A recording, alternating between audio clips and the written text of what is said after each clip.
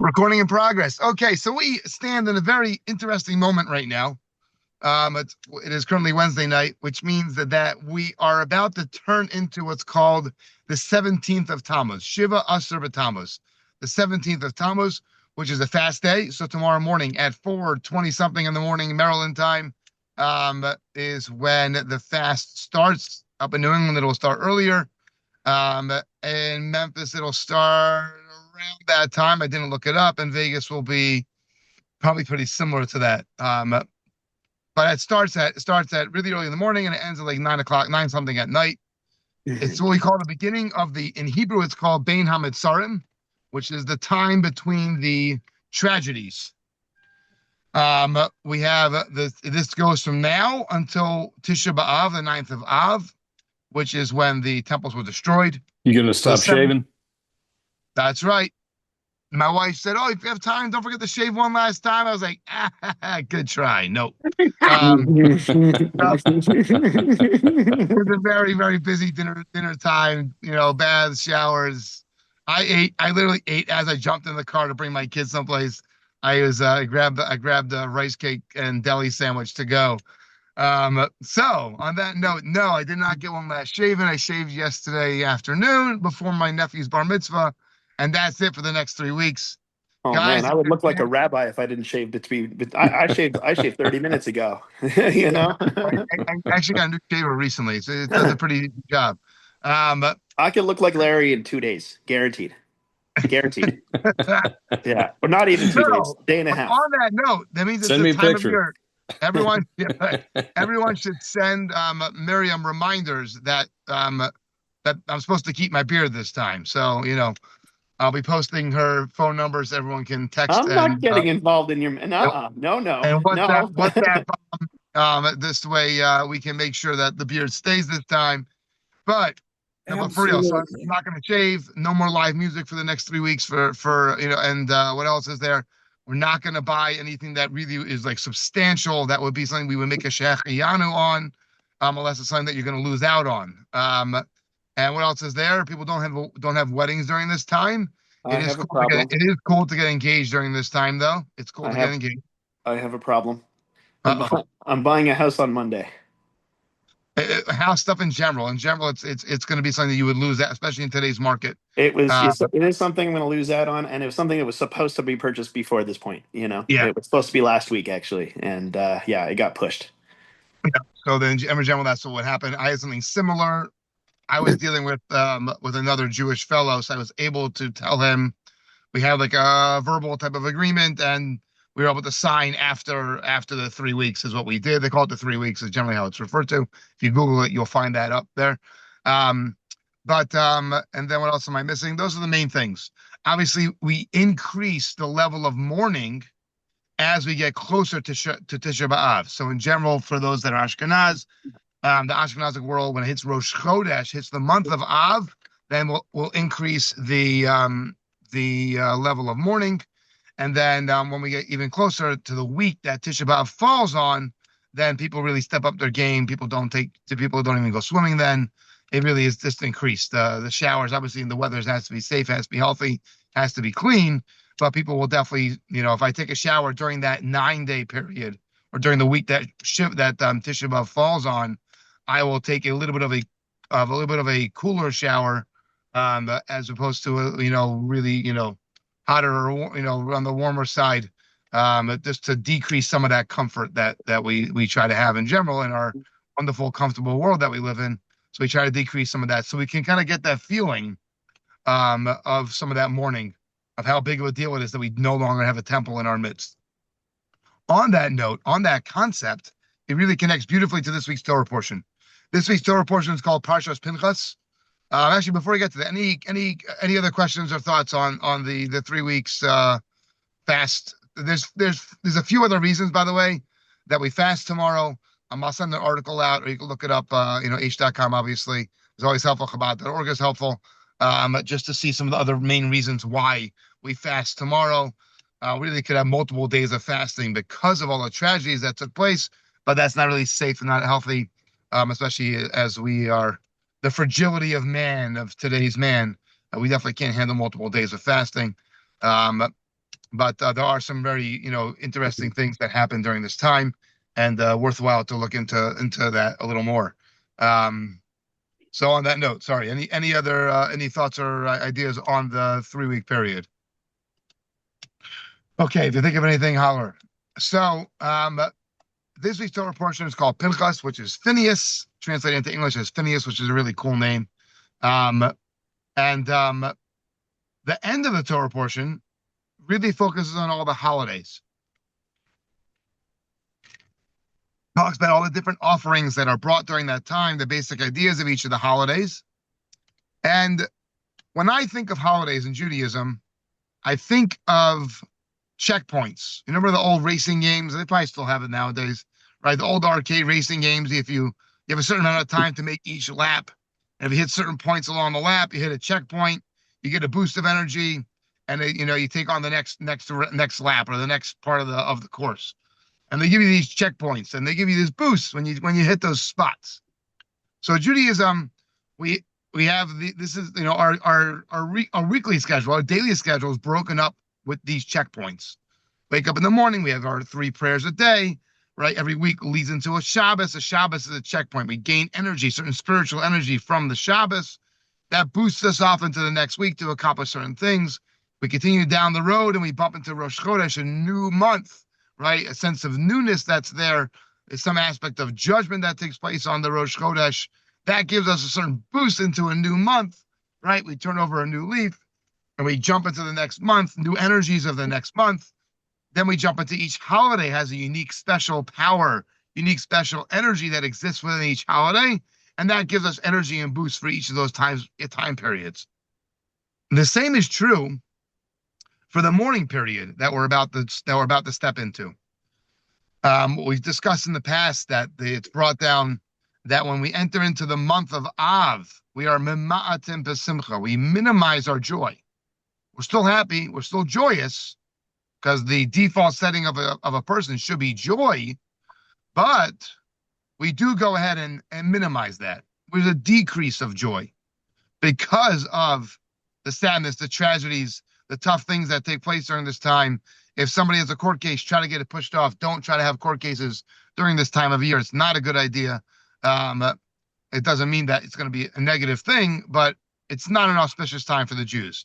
If you look over the course of world history, Jewish history, this time of year is not a great one on the Jewish calendar. Both world wars have started. Parts of the pogroms and Tafatat and this the list goes on and on of the horrible things that took place for the world and for the Jews during this time of year. It's not a good time on the calendar for the Jewish people. There's people that really will not even. There's people that are a little more radical or fanatical about it, and they won't do big trips during this time. Some people don't fly during this time. There's all kinds of stuff out there, all kinds of approaches based off traditions, and because it's not an auspicious time. But what's up with this though? Like, how do we get something out of this? It's not just like, oh, okay, let's decrease and like, wonderful, or that's so sad. But what's something that we could practically take away from it? And why do we go ahead and spend so much time? We know we don't just commemorate things that happened 3,000 years ago or even 2,000 years ago. There's something more here. What's the point of it?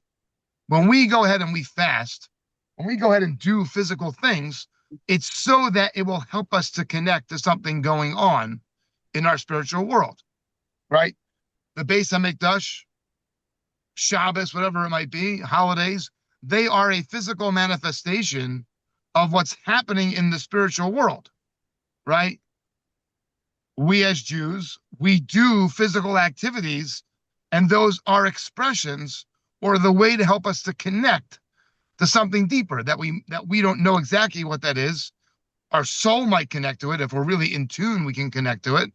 But what exactly is supposed to be accomplished during this time? So Rabbi Yaakov Weinberg, of blessed memory, he was the head of the yeshiva here in Baltimore called Ner Israel, massive Torah scholar, great leader of the Jewish people, is definitely American Jewry. He passed away, at this point, he passed away 25, 26, 27 or so years ago, just about, and 1998, 27 years ago. That's when he passed away. And he shared that The way to view this time of year is just like dialysis. What does that mean? You have somebody who has a kidney challenge, kidney disease, kidney challenge, right? Deficiency. And there's a lot of toxins that the kidney usually takes care of. And when there's a kidney problem, so their kidney doesn't take care of that filtration that usually is taken care of.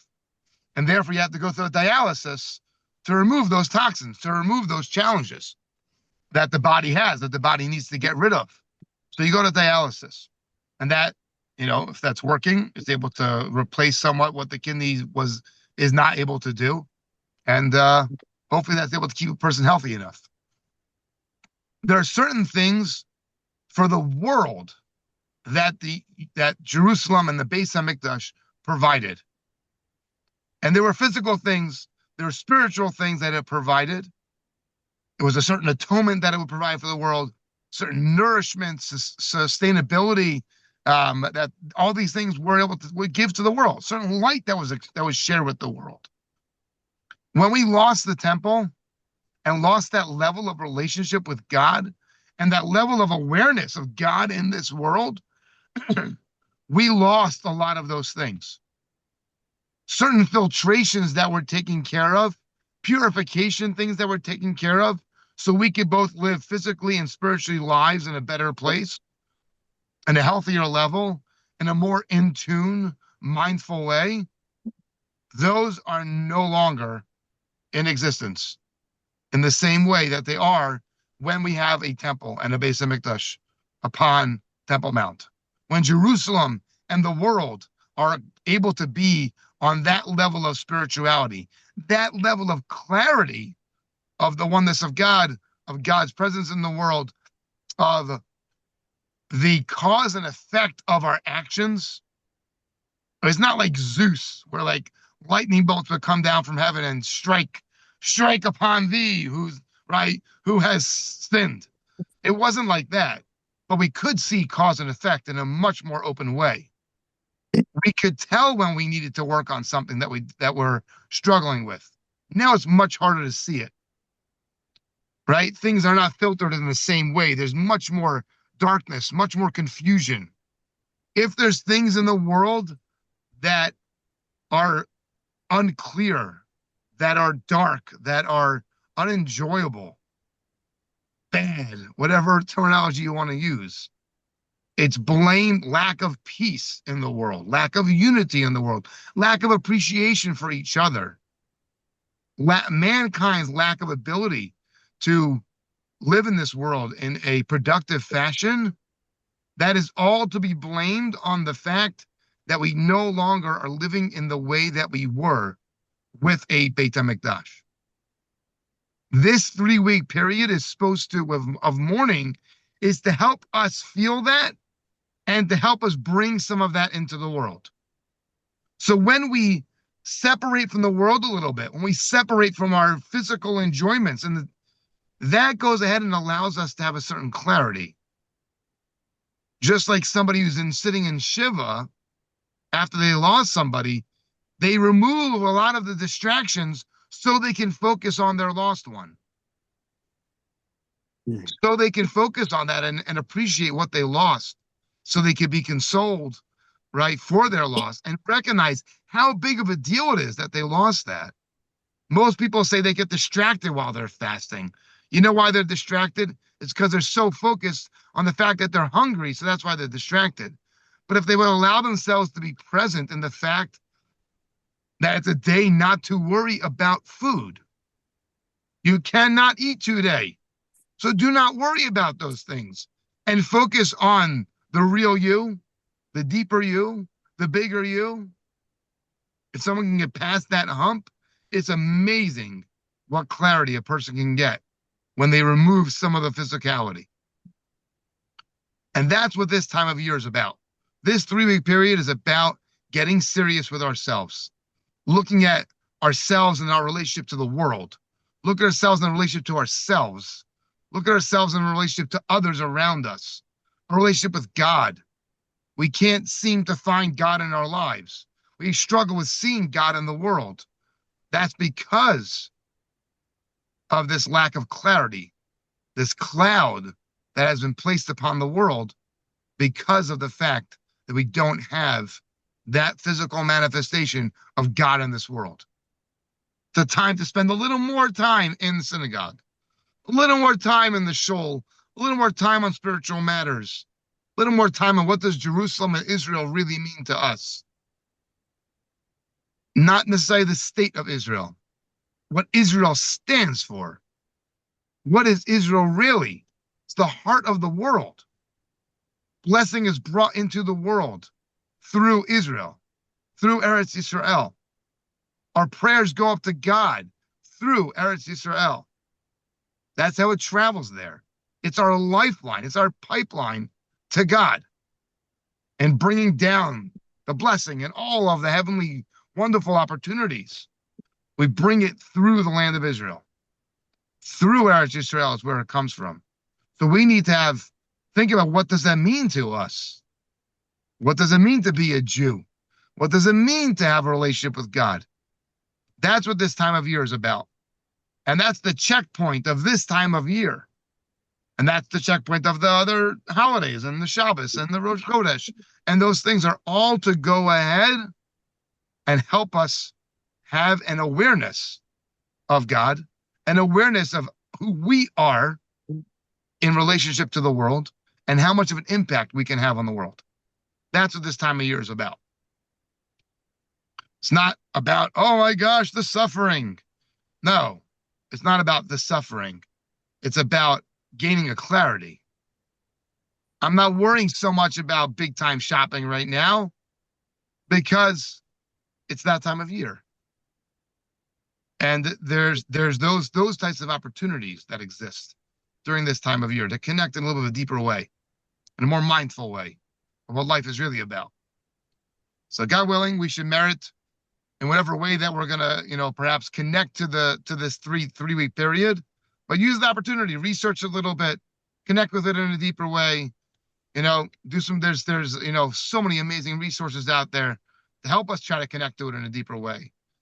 Not the political piece so much of what's going on in the land of Israel, although the lack of unity is something we should research a little bit about and make sure that we're not contributing to that lack of unity.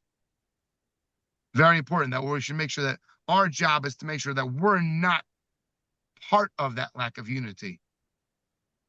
Make sure we're not contributing to the darkness that's upon the world. Make sure that we're only spreading light into the world. Not in a kumbaya type of fashion. In something very deep. Something very real. Take on a little extra learning, during this time.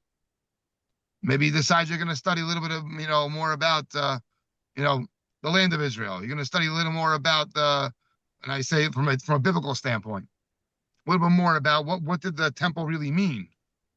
I'm going to read the Torah portions of the next few weeks.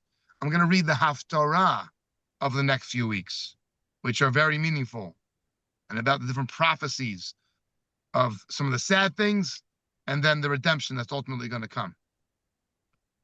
So these are things to think about at the beginning of the 3 weeks over here. And God willing, we should merit to connect to it in a deeper way, in a meaningful way. And if we do that, God willing, we'll bring the ultimate blessing upon the world with the Mashiach coming, and us being back in Jerusalem and in Eretz Yisrael, our favorite places over there, whichever one's your favorite spot. And Tzvat, wherever it might be, pick your spot, right? Tveria, oh, I love Tveria, it's beautiful, right? So Netanya, right? So everyone's got their spot, perhaps. And Jerusalem's good too, but we should all merit to see that speedily in our day. I can take 2 or 3 minutes of quick conversation or phone call, and then I have to jump on an E45 meeting. Any questions or thoughts? And let me know if you want me to press pause before you make your comments. I got a quick question for you. So, yeah, in this moment, so wait, the 3 weeks already started, correct? Right now, like right now, literally as it's sundown. So sundown. All right, so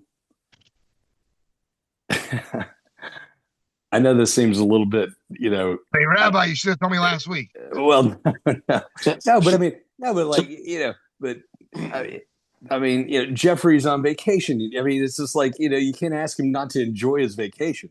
And Jason's about to buy a house. You can't ask him not to enjoy buying his house or Well, going on well, a date or any well, of those type of things. well, you could. Should Yeah. I not? Should I not? Should I not buy the house? Should I cancel it? I don't know. I don't want this to be a bad investment because I'm No, buying it on this 3 week period. You know. this is exactly the point. The point that we were saying before. We are decreasing our joy. The joy of life is still there, right? If this is the best time to get away, it's the best. Look, we live in America. This is considered summertime vacation in America. It's part of the reality of the world that we live in, right? So I will look for Miriam and I to escape. Next week is probably the only opportunity that I can think of for who knows when. So we're going to go. Are we going? For us, as we make our choice of what we might do, so we'll probably limit it a little bit, right? We want to make sure we're aware, but I'm not gonna. It doesn't mean to take away. Look, Miriam and I got engaged during the 3 weeks. What are we up to? 19 years ago? 19 years ago? Shh. I think it was 19 years ago. I think recording. I think it's still recording. I'm joking. Yeah, 19 years ago is when we got engaged, right around now. 19 years ago. So what did I do? So instead of, we actually waited for the ring because of this. We waited for the ring. I still got something. I got a very nice pair of earrings, and earrings and a bracelet, but we waited for the ring. So I didn't actually go to purchase the ring until after the 3 weeks. But that's what we did. I asked my own questions. Everyone needs to ask their own questions and know themselves and their situations. These are the realities. Look, I'm not allowed to fast tomorrow. I'm supposed to. I'm not allowed to because of my heart condition. So what am I going to do? So my job is to make it easier for everyone else to fast, right? My daughters, my niece, my wife, right? I'm going to make it easier for them to fast. And then but also I'm going to still be aware. I'm going to still do the special prayer services tomorrow morning and in the afternoon. I will make sure not to have my favorite meal tomorrow. Yeah. Right? Yeah. It's not a time for that. Eat something you don't like. Right. What if I do something I don't like? But, like let's say tomorrow the kids, they know that tomorrow we're not necessarily going to have like an extra special treat tomorrow. They will have ice pops because it's so hot and it's not safe. We'll keep them cool, obviously, but it's not a time for us to go out to Friendly's for ice cream. Tomorrow's not the day. It's a fast day. It's a sad day on the Jewish calendar, right? It's a day to stay a little more aware. So that's the way we would do it, right? Now, if it happened to be that it was, I don't know, every year we have a great discussion about, do we go to, baseball games? It's for us something really more special. We don't do it very often. So would I go to a major league game during this time? I would have to go back and forth about it a little bit. I have an idea for you. If you want to feel terrible, root for the Mets and go to a Mets game. They're guaranteed to blow it in the ninth. Today's Bobby Bonilla Day. It's the day when Bobby Bonilla gets paid what point is it? What, $1.1 million for doing nothing, right? So welcome. Just a reminder to the world of the crazy world that we live in. We have people that work their pants off, right, for how many years of their life, and they don't even get to that 1 million mark over the course of their whole lifetime. And this man does nothing. Look, I'm not saying nothing. He works very hard back in the day, and he took a lot of heat and a lot of paparazzi for his money. Okay, granted. And he also was on the Mets, so that definitely did him in. But look, if they want to hire me on the Mets and give me, I'll take $10,000 for no good reason every year for being on the Mets for a day. It sounds cool, right? But I might not do the Yankees, but the Mets I would consider. but I'm gonna get in trouble. But that's the concept. The concept is a mindfulness, right? Yeah. We're doing things. So when we do it, I know someone that's adding a psalm every day in honor of Eretz Yisrael, in honor of this time of year, right? He's not a big prayer person. He's going to add one psalm a day. We talked about a psalm to say that it's connected to the rebuilding Jerusalem, and they're going to say that one psalm a day as an awareness, right? That's something simple, right? But for them, it's something, meaningful and different than they usually do. And now they're going to do that. And that's something, special. I have another friend who I said to him, this time of year is very special to focus on unity and between our, a relationship between ourselves and our fellow man. So I said, why don't you study one law a day, 1 or 2 laws a day about gossip, about lashon hara? And they signed up. They get an email to every day, and it takes about 2 or 3 minutes. But they're listening to it. They're being conscious. They're being awake. They're being aware of this time of year. So that's what I would say, Larry, to your question. That's what I think is the way to approach it. That's what I think. I'm still calling my realtor and telling him that he got me in trouble. No. Is he a Jewish guy? No, he's not a Jewish realtor. No. Oh, he's German. What'd you say? No, I didn't say that. No. No. It was a very good question, though, Larry. Yeah. No, Thank great you. question. Thank you. Great question. Yes, absolutely. I mean, it sounds silly, but I was actually trying to be sincere. We're all thinking the same. Trust me, we're all thinking the same thing. You were good to say it. No, it's not a silly question at all. It's a practical question, and I think a lot of people don't ask themselves the question. So the fact that we're asking it and talking about it is already like it's a big move. It's a big move. It's fun. I have a second. I have been working on steeling my nerves and cleaning out bags of unread material and goods that I have no use for, but I have difficulty parting with things. And this is a wonderful 3-week period to accomplish the goal of divesting myself of stuff that my wife would love for me to get rid of. And it'll break my heart. But I think, given what you've said, Noach, this is a perfect time for me to do that, because I'll be mourning, but also accomplishing something which is really necessary and making other people very happy. There you go. Beautiful. Exactly.